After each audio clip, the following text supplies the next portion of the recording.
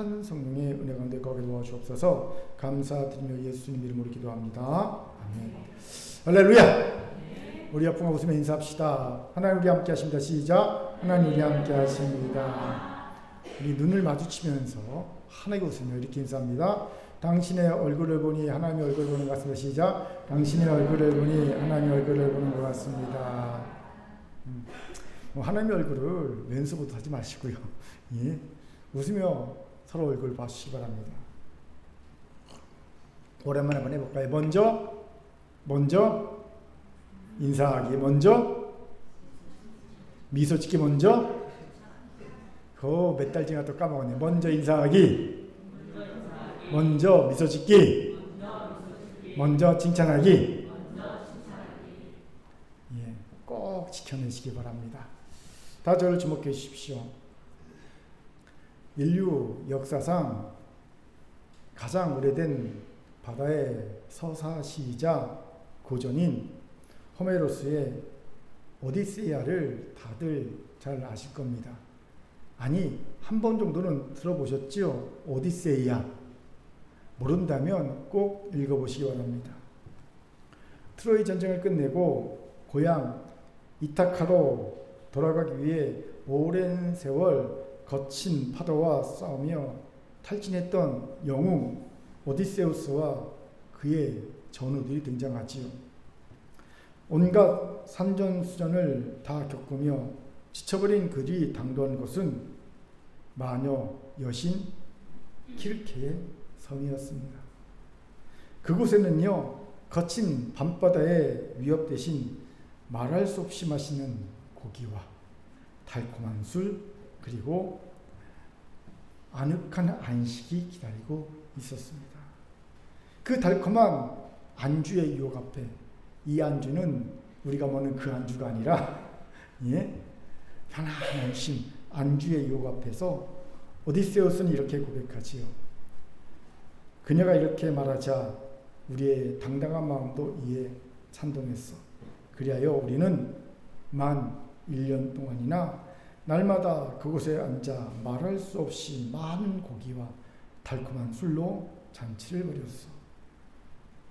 오디세우스처럼 지략이 뛰어나고 고향으로 가겠다는 목적이 분명한 사람조차도 고생 끝에 찾아온 안락함에 빠지자 무려 1년 동안이나 자신들의 고향을 잊은 채 발이 묶였습니다. 전우들이 참다 못해 그를 향해 이제는 제발 고향 땅을 생각하시오 라고 흔들어 깨우고서야 그는 비로소 정신을 차리고 다시 배를 띄웁니다. 그렇습니다. 인간에게는 반드시 쉼이 필요합니다. 하지만 안주는 위험합니다. 그 안주나 이 안주나 위험하기 마찬가지입니다. 들을 긴장 들으시기 바랍니다. 그 안주도 위험하고 이 안주도 위험합니다. 지친 영혼에게 쉼은 축복이나 그 자리에 주저앉아 포구에 배를 묶어두는 안주는 영혼을 서서히 말려주기는 가장 무서운 영적 질병이 되지요. 오늘 본문은 정확히 오디세우스의 밤바다와 영적으로 맞닿아 있습니다.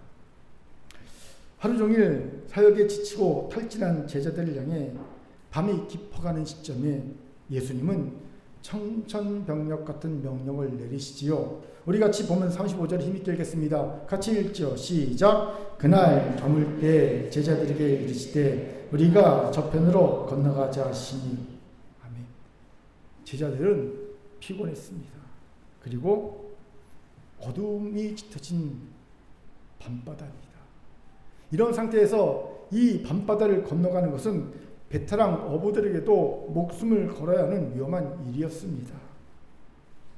그럼에도 주님이 가져가신 이유는요, 지금 머물고 있는 이 편이 아무리 안락할지라도 안주하는 순간 영적인 도태와 죽음이 시작되기 때문이라는 겁니다. 여기서 예수님이 말씀하신 그럼 저편으로 건너가자 하는데 저편은 뭘까요? 이 편이 안주고 이 편에 안주하면 도태와 죽음이 시작된다면 그럼 건너가게 된 저편은 뭡니까? 예수님이 말씀하신 저편은 인간의 눈으로 볼 때 결코 넓고 화려한 길이 아닙니다. 그곳은 내 자아를 깨부수고 인간적인 생각을 내려놓아야 하는 좁고 협착한 십자가의 길입니다. 그러나 동시에 그 길은 세상의 거품이 거친 자리 끝에 오직 예수 그리스도의 생명이 기다리고 있는 유일한 생명의 길이기도 합니다. 이 편에 안주하여 군중들의 환호 속에서 세상의 영광을 맛보려는 제자들에게 예수님은 도망칠 수 없는 십자가와 생명의 저편을 향해 가자고 명령하신 겁니다. 이 편에서 안주하여 세상의 환호와 세상의 달콤의 취해 멸망하지 말고 비록 십자가의 길, 좁은 길 협착하지만 끝에 예수가 있는 생명의 길 저편으로 건너가자 명령하신 겁니다. 왜 이런 얘기를 합니까? 이제 곧 우리에게 닥칠 실파로는 우리 큰 교회의 모든 세대가 영적 지경을 넓히고 저편으로 건너가는 성경학교와 선교의 계절입니다. 이제 6월까지의 안주의 삶에 누워 우리가 건너갈 저편을 잊어버린 채 편하게 있던 영적 오디세이아들이 다시 정신을 차려야 하는 절박한 시점이라는 겁니다. 지금 안주하고 있던 영적 오디세이아들이 정신을 차리고 다시 돛을 올려서 저편 하나님 우리에게 주신 사명의 땅 십자가의 길 생명의 길로 건너가야 하는 시점이 오늘 우리의 시점이라는 겁니다. 저는 이 전세대 찬양 예배를 통해 그동안 우리가 머물던 안주의 이 편을 박차고 나와 우리 주님이 기다리시는 생명의 저편을 향해 영적 낯을 모두 올리고 힘차게 출발하기를 주님의 이름으로 축원합니다. 아멘. 자, 힘있게 우리 서로에게 이렇게 권면합시다. 이 편에서 저편으로 건너갑시다. 시작. 이 편에서 저편으로 건너갑시다. 아멘. 이런 우리에게 오늘 본문이 귀한 통찰을 주지요. 본문의 배경이 이렇습니다. 우리 같이 4장 1절을 힘있게 읽겠습니다. 시작. 예수께서 다시 바닷가에서 가르치시니 큰 무리가 모여들거늘 예수께서 바다에 떠있는 배에 올라 앉으시고 온 무리는 바닷가 육지에 있더라. 예수님께서 평소대로 갈릴리 바닷가에 떠있는 배에 올라 큰 무리에게 하나님 나라의 말씀을 가르쳐 주셨습니다. 말씀의 잔치가 벌어진 겁니다. 그런데 놀랍게도 은혜롭게도 예수님은요 남옥서보다 설교가 훨씬 길었습니다. 보통 아침부터 설교를 시작하시는데 오늘 본문을 보니까 밤이 다 될 때까지 설교가 계속된 거예요. 하루 종일. 더 놀라운 사실은요, 이 큰 무리가 아침부터 밤늦게까지 설교가 계속됐는데도 불구하고 자리를 떠나지 않았다는 겁니다. 우리 같으면요 슬금슬금 눈치 보고 하나둘씩 빠져나갔을 것 같은데, 그치요? 제가 한 3시간 설교 정도 하면 여러분 슬금슬금 눈치 보고 화장실 간다고 해서 도망가고 급하게 왔다 전화도 안 해도 전화기 오는 것 참하고 가서 전화번호 적고 도망가고 막 도망갔을 것 같습니다. 그런데 단 한 명도 도망가지 않고 그 밤새 말씀을 들었다는 겁니다. 그런데 더 놀라운 사실은요, 설교가 끝났어요. 그럼 어떻게 됩니까? 이제는 집으로 돌아가야 되잖아요. 그런데 큰 무리가 꼼짝도 예수님과 함께 있어요. 갈 생각을 안 합니다. 그들은 예수님이 전하시는 말씀과 예수님이 행하시는 기적을 보고 예수님은 우리가 그토록 기다리던 메시아, 이스라엘의 왕이시구나 라고 생각한 거예요. 우리가 이 왕을 이제 왕으로 옹립해야 되겠다, 세워야 되겠다, 그런 마음을 가졌던 겁니다. 그래서 예수님을 떠나지 않았던 거예요. 이런 분위기를 제자들이 몰랐을까요? 아니죠. 눈치 빠른 제자는 알았습니다. 속으로 생각합니다. 옳거니 하는 마음이 든 제자들은요, 이 여세를 몰아 예수님을 왕으로 추대하고 덩달아 자신들도 왕이신 예수님과 함께 한 자리씩 해먹을 생각에 마음이 들떠 있었습니다. 이것이 오늘 본문의 배경입니다. 이때 제자들의 들썩이는 마음에 찬물을 확 끼얹는 말씀이 예수님으로부터 나옵니다. 바로 오늘 본문 35절이죠. 그 밤에 글쎄 배를 띄어 사람들이 환호하고 좋아하고 옹립하려는 이 편을 떠나 저 편으로 가자는 겁니다. 왜 이런 말씀 하셨을까요? 이미 우리는 다 압니다. 이 편에서 안주하려는 제자들에게 경고하신 겁니다.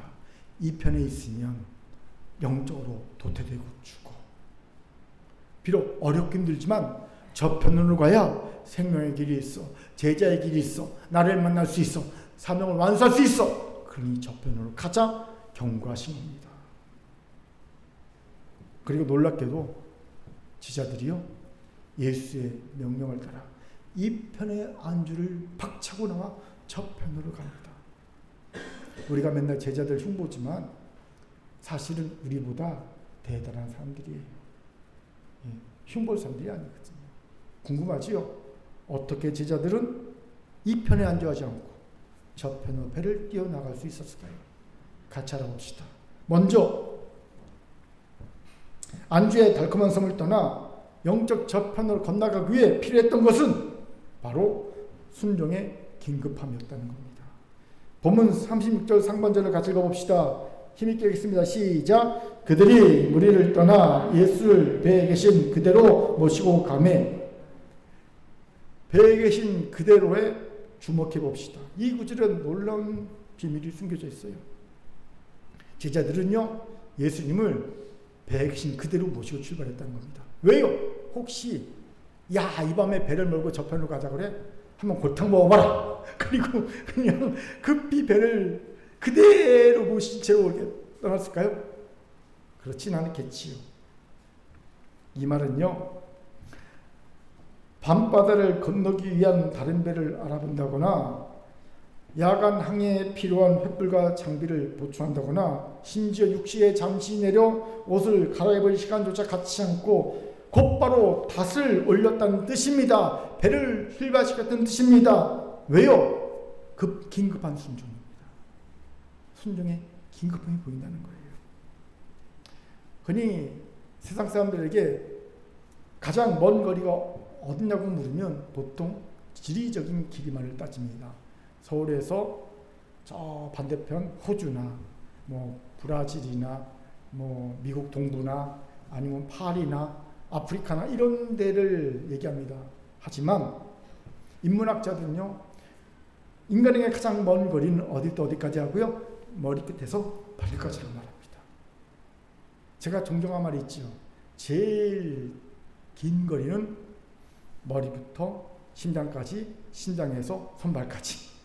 제일 먼 거리라. 왜요? 머리로는 순종해야지. 그래, 선교 열심히 해서 준비해서 선교 가야지.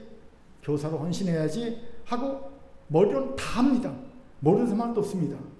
그런데 그 생각이 손과 발의 행동으로 옮겨지기까지 수많은 계산과 주저함이 가로막고 있기 때문입니다. 그래서 생각을 손과 발로 행할 때까지 어떤 사람은 10년, 20년, 30년, 평생이 걸리는 거예요.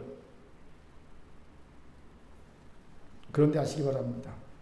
하나님의 사인이 떨어졌을 때 사단이 우리의 마음에 집어넣는 가장 달콤한 방해 공작은 하지 마라가 아닙니다. 여러분, 사단은요, 야! 선교 가지 마! 야! 교사하지 마! 야! 헌신하지 마! 하지 마라 말 안 해요. 그거는요, 하급, 저 밑에는 핫발이 사탄이나 하는 말입니다. 좀 아는 사탄은요, 하지 말란 말 하지 않습니다. 대신 무슨 말 합니까? 다음에. 유에 믿길런입니다. 다음에 해. 너무 좋다. 그거 꼭 해. 그런데 지금 말고 다음에. 저는 목회하면서 이런 얘기 진짜 많이 들었거든요. 목사님, 이번 여름 휴가 참 좋은데 제가 올해 너무 바쁩니다. 다음에 갈게요. 올해 성경학교 저도 꼭 봉사하고 싶지만 직장생활 너무 바쁩니다. 다음에 갈게요. 내가 올해 정말 헌신하고 싶은데 상황이 너무 안 좋습니다. 다음에 할게요. 이 교묘한 내일부터 다음에라는 핑계가 우리를 결국 키르케 섬의 영혼이 발 묶이게 만든다는 겁니다. 여러분, 프랑스의 사상가 중에 볼테르라고 있어요. 그가 이런 말합니다. 지체된 순종은 불순종의 가장 세련된 형태다. 지체된 순종은 불순종의 가장 세련된 형태다. 예수님께서 건너가자 하실 때는요, 여러분 꼭 기억하십시오. 가장 정확한 타이밍입니다. 기쁜 밤입니까? 우리가 보기에 쉴 때입니까? 그건 우리의 생각일 뿐이고요. 가장 정확한 타이밍인 거예요. 그래서 그렇게 명령하신 겁니다. 내 계산으로 시간 끌지 말고 배에 계신 주님을 그대로 모신 채 즉시 탓을 올리는 긴급한 순종이 있을 때만 우리는 비로소 안개의 자리를 박차고 이 편에서 저 편에 올라가서 넘겨가는 놀라운 은혜의 여정을 시작하게 될 줄 믿습니다. 아멘. 자, 저를 따릅시다.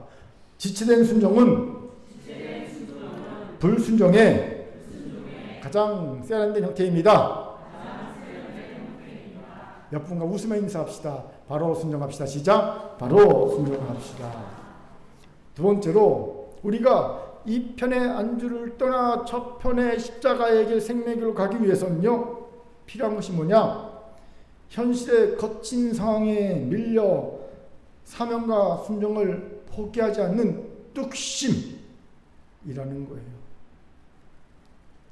본문 36절 하반절을 보면 아주 흥미로운 기록이 부록처럼 명시되어 있습니다. 다른 배들도 함께 하더니, 무슨 말입니까? 처음 제자들이 저편으로 배를 출발시킬 때 혼자만이 아니었다는 겁니다. 주변에 많은 다른 배들도 호기롭게 함께 돛을 펼치고 밤바다로 나갔다는 겁니다. 그만큼 당시 예수님에 대한 인기는요, 절정을 이루고 있는 겁니다. 요즘의 BTS급입니다. 사생팬이 넘쳐난 거예요. 아침부터 저녁까지 말씀을 듣고도 안 가고 있다가 예수님께서 제자에게 명하여서 자, 저편을 건너가자 하니까 그 밤에, 그 깜깜한 밤에, 위험한 그 밤에 제자들 배를 쫓아 자신도 배를 타고 따라왔던 겁니다. 대단하지요? 그런데 잠시 후 바다 한복판에서 미친 듯한 광풍이 불어오기 시작합니다. 결과는 어떻게 됐을까요? 그 밤에 광풍을 온몸으로 맞으며 죽을 고생을 한 배는 오직 제자들이 단 배 한 척뿐이었습니다. 다른 배는 다 어디로 갔단 말입니까? 간단합니다. 광풍이 올 기미가 보이자 재빨리 배를 돌려 안전한 무트로 회항해버린 겁니다. 기술을 돌려 무트로 돌아가 버린 거지요. 여러분, 이건요, 지극히 이성적이고 상식적이고 합리적인 판단입니다. 아니, 깜깜한 밤에 미칠 듯한 광풍이 부는데 그대로 배를 몰고 저편으로 가는 것이 맞는 말입니까? 누구든지 다 상식적으로 판단합니다. 빨리 회항해서 무트로 안전하게 피신해야지.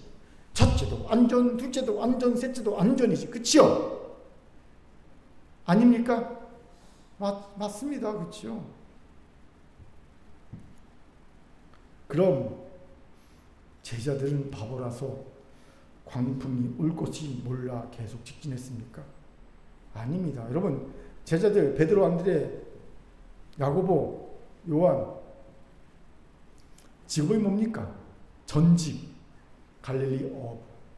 갈릴리에서 한평생 잔뼈가 굵은 갈릴리 어부 출신입니다. 그들은 갈릴리 바닷길이면 자기 손바닥보다 훤히 아는 노련한 베테랑들입니다. 그들이 다른 어부들은 아는 광풍의 기밀을 몰랐을까요? 뻔히 알았을 겁니다. 하지만 그들은 뱃머리를 돌리지 않았습니다. 왜요? 단 하나 이유가 있죠. 그 배에는 저편으로 건너가자 명령하신 예수님이 계셨기 때문입니다. 그들은 눈앞의 기후와 상황에 밀려 주님의 명령을 포기하지 않은 거예요. 여러분 잘 들으세요. 현대판 구경꾼들, 예수님 당시에 같이 배를 몰고 오다가 기겁하고 회항한 그들 같은 현대판 구경꾼 성도들은요, 상황이 좋을 때만 배를 띄웁니다. 상황이 좋을 때만 선교 가고, 상황이 좋을 때만 교사하고, 상황이 좋을 때만 헌신하고 봉사하고, 상황이 좋을 때만 그럽니다. 조금만 환경에 바람이 불어오고 물질의 파도가 넘실넘실 춤추면 아이쿠 놀랍니다. 거봐, 이건 하나님의 뜻이 아닌가 봐. 이렇게 물질이 쪼달리고 이렇게 상황이 어렵고 이렇게 모든 것이 안 좋아지면 이건 절대 하나님의 뜻이 아니야 라며 재빨리 익숙한 안주의 폭으로 도망쳐 버립니다.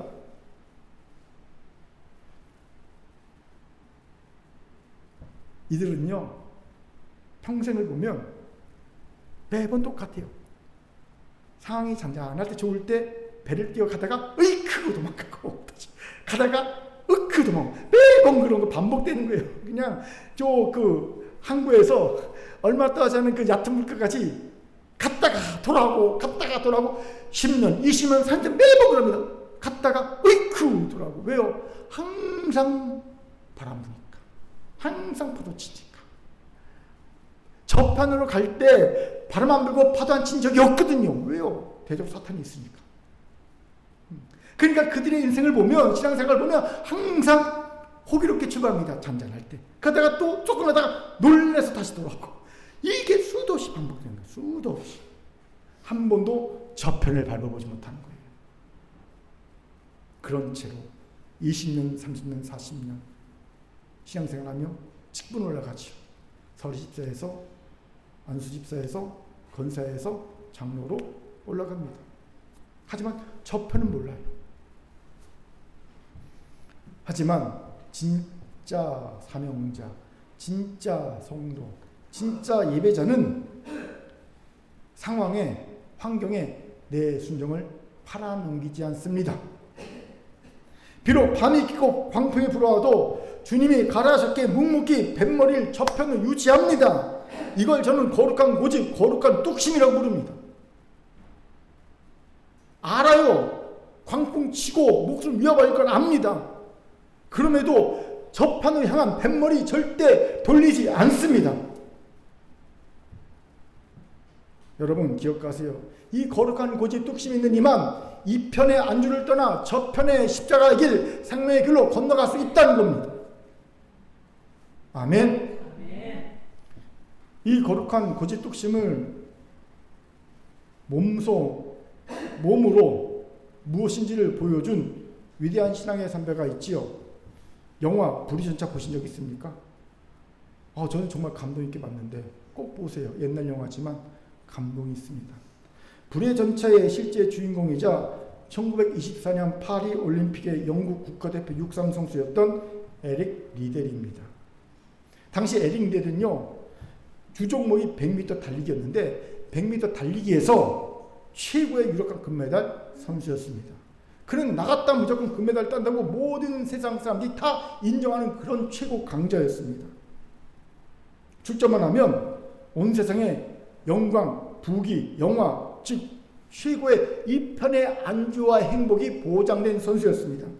그런데 올림픽 경기 일정이 딱 발표되자 청정병력 같은 소식이 들려온 거예요. 에릭 리델이 나는 출전하지 못한다 그런 겁니다. 이유가 뭔지 아세요? 그의 주종목이 100m인데 그 예선 경기가 언제 치러졌냐면 주일날 치러졌어요. 주일날. 독실한 성도였던 이 에릭 리델은 난 주일은 주일 성수하는 날이다. 교회 가서 예배 드리는 날이다. 아무리 올림픽 예선 금메달 경기라 할지라도 나는 주일을 지키지 않고 가서 달리게 할 수 없다. 보이콧한 겁니다. 난리가 났어요. 그때 주변 모든 사람들이, 다른 배들이 야, 현실의 상황을 보고 회항하라고 그를 권면했습니다. 한 번뿐이지 않냐? 이번 한 번만 눈 감고 뛰면 되지 않느냐? 너 금메달 따서 하나님께 영광 돌면 더 큰 영광 되지 않느냐? 너도 영광이요, 영국도 영광이요. 뛰어라! 영국 국왕이 모든 국민들이 내가 금메달을 따기를 간절히 기다리고 있다. 설득했습니다. 세상의 합리성과 계산으로 그의 마음을 막 흔들었죠. 주일 하루쯤 타협하는 것. 세상의 영웅이 대한 지극히 합리적인 선택처럼 보였습니다. 그러나 에릭 리델에게는요, 세상이 꺾을 수 없는 거룩함, 고집, 뚝심이 있었습니다. 저는 주일에 뛰지 않습니다. 그것이 하나님의 법이기 때문입니다. 그는 출전을 단호히 거부해버렸고요. 안 뛰었어요. 온 언론이, 국민들이 그를 향해 조국의 배신자, 이기적인 종교 중독자라고 비난과 냉소의 강풍을 퍼부었습니다. 광풍이 불었어요, 그에게. 하지만 그는 절대 그 뱃머리를 무트로 돌리지 않았습니다. 주의를 지키고 주님의 주권 인정하는 좁고 협착한 십자가길을 묵묵히 걸어 들어갔습니다. 결과 어떻게 되었는지 아십니까? 물론 당연히 100m는 못 뛰었어요. 그런데 평일날 400m 경기가 벌어졌어요. 여러분, 100m 주종목 선수에게 400m는요, 감히 상상도 못하는 종목이거든요. 100m랑 400m는요, 쓰는 그 근육이 달라요. 우승할 수 없는 정말 낯선 지경이었습니다. 그런데 그는 하나님의 주권을 높이며 거룩한 고집으로 400m에 도전합니다. 결과는요, 세계 신기록을 세우며 금메달을 목에 거머쥡니다. 그때 그가 던진 고백은 인류 역사에 찬란한 신앙의 이정표가 되었습니다. 그가 이렇게 고백했어요. 처음 200m는 제 힘으로 뛰었고 나머지 200m는 하나님의 도움으로 뛰었습니다. 처음 200m는 제 힘으로 뛰었고 나머지 200m는 하나님의 도움으로 뛰었습니다. 이게 거룩한 고집, 뚝심을 가진 자의 하나님이 함께 하심이 증거입니다. 그는 여기에 그치지 않았지요. 올림픽 영웅이라는 화려한 이편의 안주를, 그것도 또 박차입니다. 뒤로 앉지 훗날 중국 선교사라는 거친 광야의 삶으로 자신을 던져 마지막까지, 생명 끝까지 주님께 바칩니다. 사랑하는 성도 여러분, 주변의 다른 배들은 폭풍의 조짐을 보고 세상의 계산을 따라 다 안전한 복으로 회항해 버립니다. 하지만 진짜 예수의 제자 사명자들은 눈앞의 이익과 상황에 밀려 순종을 팔아넘기지 않습니다. 비록 비난이 쏟아지고 광풍이 불어와도 주님의 말씀이 있기에 뱃머리를 저편으로 유지한 채 이 거룩한 고집 뚝심으로 나아갑니다. 오늘 이 거룩한 고집 뚝심으로 예배하여 이 위대한 영성을 가지는 우리 큰 교회 모든 세대들이 되기를 주님으로 축원합니다. 아멘. 자, 옆과 이렇게 인사합시다. 거룩한 고집의 영성을 가집시다. 시작. 거룩한 고집의 영성을 가집시다. 아멘. 마지막으로 이 편의 안주를 떠나 저 편의 은혜를 맛보기 위해 우리는 눈앞에 거친 환경이 아니라 배 안에 함께 계신 예수 그리스도를 똑바로 바라봐야 한다는 거예요. 우리 본문 37, 38절 읽겠습니다. 같이 읽죠. 시작. 큰 광풍이 일어나며 물결이 배에 부딪혀 들어와 배에 가득하게 되었더라. 예수께서는 선생님이여 우리가 죽게 된 것을 돌보지 아니하시나이까 하니 37절과 38절로 보면 바다한강 한복판에서 아주 극적인 두 가지 대조적인 상황이 벌어지죠. 배 안엔 지금 무서운 폭풍이 가득하여 배가 뒤집히기 일도 직전입니다. 제자들은 이 죽을 것 같은 상황이 눈안에 가득히 맺혀 있어요. 제자들은 지금 이것만 보고 있는 겁니다. 큰 바람이 일고 큰 물결이 일어서 작은 배가 뒤엎어서 이 죽을 것 같은 상황, 이것이 그들 눈에 한가득 담겨져 있습니다. 그런데 배 고물 뒤편을 보면 참으로 믿기 힘든 놀라운 광경이 펼쳐집니다. 너무나 고요한 평안함이 존재하고 있어요. 온 천지를 흔드는 폭풍우 속에서도 예수님은 베개를 펴고 태평하게 깊은 잠에 빠져 계십니다. 제자들은 이 대조된 두 상황 속에서 두 가지를 다 본 것이 아니라 하나만 봅니다. 전자. 죽을 것 같은 상황, 폭풍이 일고 배가 뒤집혀져서 죽을 것 같은 자기들의 망막에 맺힌 그 끔찍한 상황만 봅니다. 뒤편에 천하태평스럽게 잠을 자고 계신 예수님은 안개도 없습니다. 그러니 그들은 주님을 깨웁니다. 우리가 죽게 된 것을 왜 돌보지 않으십니까? 깨웁니다. 비명 지르며. 결국 깨어난 예수께서 뭐라고 말씀하십니까? 어찌하여 무서워하느냐 믿음이 없는 자들아. 엄한 책망을 하시지요. 그리고 명하여 바람과 바닥을 잠잠케 하십니다. 여기서 우리 전 세대 큰교회 성도들이 꼭 기억해야 영적 원리가 있습니다. 풍랑마저 잠잠하게 하실 수 있는 전능하신 하나님이 내 삶의 변에서 잠잠히 주무실 수 있다면 그것으로 내 삶의 폭풍 치는 상황은 이미 끝난 것이다. 게임 오버다. 아멘. 내 보기에는 아무리 죽을 것 같은 상황이 날지라도 내 안에 계신 내 삶의 주이신 하나님이, 예수님이 내 안에서 평안히 잠을 자고 계시다면 내 문제는 이미 끝난 것이다. 이걸 믿어야 합니다. 폭풍의 크기보다 더 크신 주님이 주무실 만큼 안전하다면 사명자인 우리 역시 폭풍 속에서 고요히 잠을 청할 수 있어야 한다는 겁니다. 그것이 진짜 믿음입니다. 그래야 이 편의 안주를 벗어나서 저편으로 갈 수 있는 겁니다. 아멘. 이것이 이게 사실 큰 위안과 도전이 되었어요. 여러분께 고백하지만 태국 선교를 생각하면서 또 교회 여러 문제를 생각하면서 제일 먼저 제 안에 드는 생각은 경비 걱정이었습니다. 돈 문제였습니다. 이게 사실이에요. 여러분 다 아시다시피 미국과 이스라엘과 이란이 전쟁을 벌이는 통해 세계 원유가가 폭등했죠. 그러면서 항공, 유류, 할증료가 천정부지 올라갔습니다. 거의 2배 이상으로 항공료 올라갔어요. 우리 선교 회비는 똑같은데. 더군다나 태국 물가도요, 작년에 비해서 무려 30%나 올라간 상태입니다. 이걸 생각하니 제 입장에서 이 모든 것을 주도한 입장에서 제일 먼저 드는 것이 야, 이 경비 모자라겠는데? 라는 생각 아니겠습니까?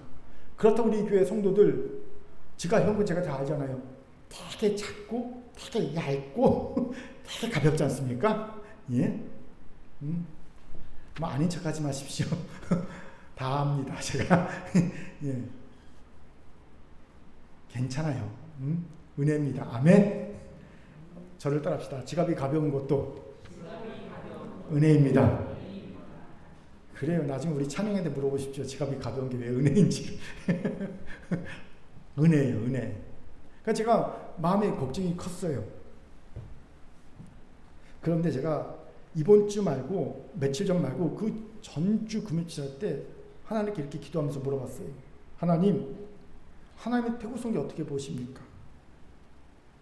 하나님도 저처럼 늘어날 수밖에 없는 선교 경비로 보내하십니까? 우리는요, 10만 원을 늘려야 되네, 20만 원을 늘려야 되네, 막 그거 막 고민하거든요. 어떡할까? 늘려야 되는데 10만 원 늘려야 돼, 20만 원 늘려야 돼, 막 고민하거든요. 하나님, 우리처럼 불안해하십니까?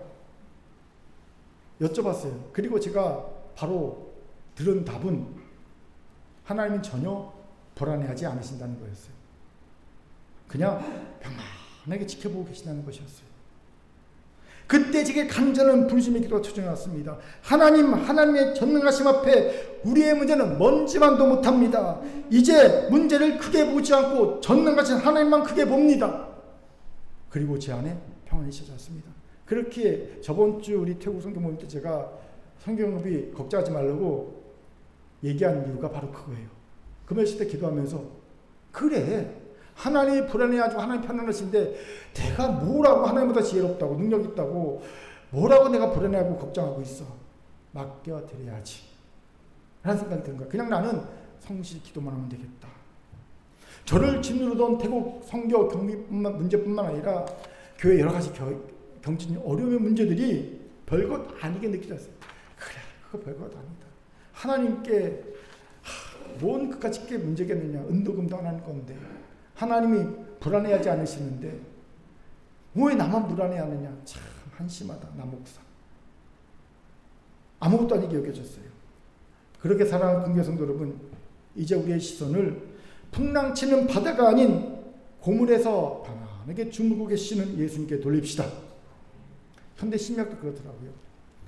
인간이 불안해하는 이유를 환경의 무게 때문이 아니라고 얘기해요. 우리는 흔히 내게 있는 환경의 무게, 나를 압박하는 환경의 무게 때문에 우리가 불안해한다고 생각하는데 현대 심리학은요, 아니다. 그럼 인간이 뭐 때문에 불안했냐? 그가 바라보는 시선 때문에 불안하다. 시선. 그의 시선의 방향 때문에 그가 불안하다는 겁니다. 어디를 바라보느냐에 따라서 불안하고 안 불안하고 결정되는데 우리가 자꾸 풍랑치는 바다만 바라보니까 불안해지는 겁니다. 시선을 바꿔야 됩니다. 풍랑치는 바람을 보는 게 아니라 배 뒤편에서 편안히 주무시긴 예수를 바라봐야 하는 겁니다. 아멘. 그런 불안이 쌓아지는 거예요. 시선의 방향을 돌려야 합니다. 풍랑을 보면 우리는 두려움의 노예가 됩니다. 하지만 풍랑을 발밑에 밟고 계신 예수님을 보면 폭풍 한가운데서 우리는 평안의 잔치를 벌릴 수 있는 거예요. 이제 우리는 7, 8월에 거대한 사역을 앞두고 현실의 문제를 넘어서야 합니다.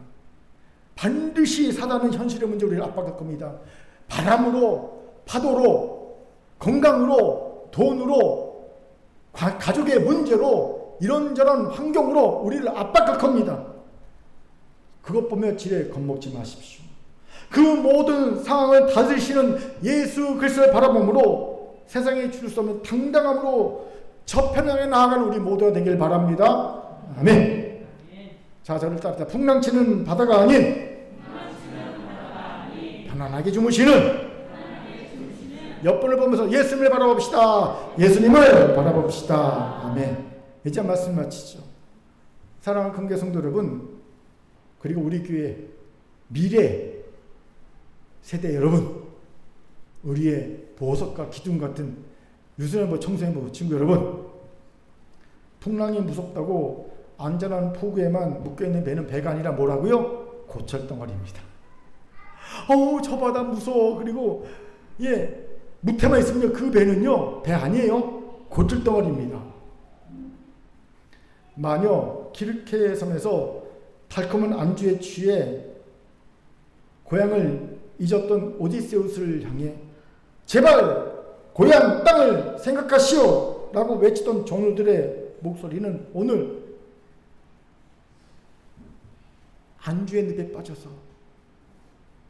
떠날 줄 모르는 우리를 향해 안타깝게 외치는 성령의 음성이라고 들립니다. 사실은 이번 금요일 할 때 성령의 준엄한 음성이 들렸어요. 이 엄청난 이제 7, 8월의 사역을 앞두고 1월부터 6월까지 우리의 안주의 섬을 떠나서 저편을 건너가야 될 기도 용사들, 금요일에 나온 사람들은요, 우리의 남은 자들이거든요. 하나님이 귀히 보신다고 그랬거든요. 기도 용사들이 그들마저도 기도를 못하는 거야. 너무 쉬웠더니 기도가 삐꼭 그래서 기도가 힘있게 쭉쭉쭉 하늘로 올라가야 되는데 기도가 어떤지 아세요? 제가 본 기도가 피푹 피푹 그 있잖아요. 그 해변가 가면 파는 그 폭죽 있지 않습니까? 싸구려 폭죽 올라가다 그냥 뽁뽁거려지는 거. 기도들이 다 그 모양인 거야. 피콕 피콕. 이야, 다들 그러고 있는 거야.